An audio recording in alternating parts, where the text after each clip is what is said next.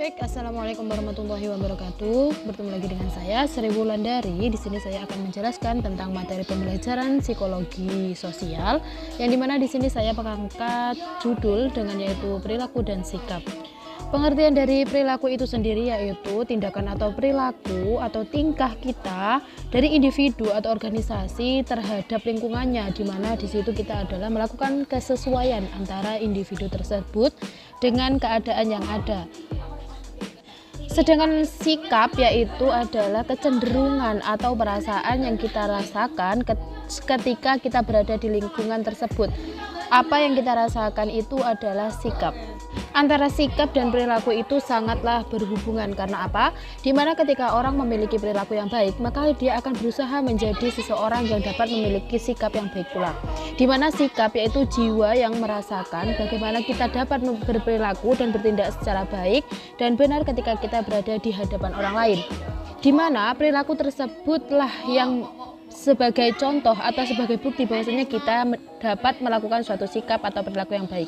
Di sini, di mana perilaku atau sikap itu memiliki dua jenis, yaitu introvert dan terbuka. Pada saat seseorang memiliki sifat yang tertutup, di situ dia sempat mengalami kesulitan ketika dia mau bersosialisasi dengan orang lain. Tetapi ketika orang tersebut memiliki sifat yang terbuka, maka dia akan dengan mudah bersosialisasi dengan orang yang lain. Bukan berarti orang yang memiliki sifat introvert atau pendiam di sisi lain juga dia tidak dapat berleluasa atau berkomunikasi secara baik dan benar ketika bersama orang, dikarenakan memiliki sifat yang sangat tertutup.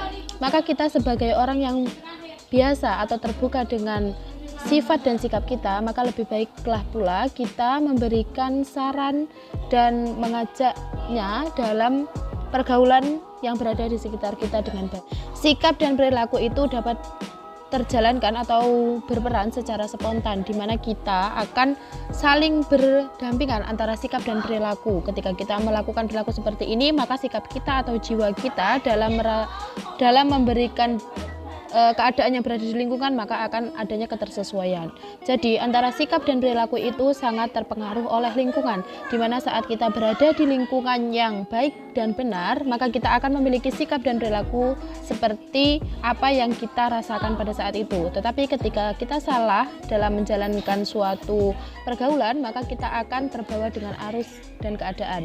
Di mana pada saat ini pengaruh globalisasi sangat berpengaruh kepada pemuda-pemuda yang berada di Indonesia, di mana seseorang atau orang tua harus memiliki jiwa yang keras, dalam artian bukan menunjukkan kekerasan kepada anaknya, tetapi dapat mendidiknya dengan ketika kita dapat membuat suatu perilaku yang baik, maka kita juga harus memiliki suatu konsisten atau keterbentukan dan keterpastian atas apa yang kita perbuat dari sikap dan perilaku yang kita bentuk.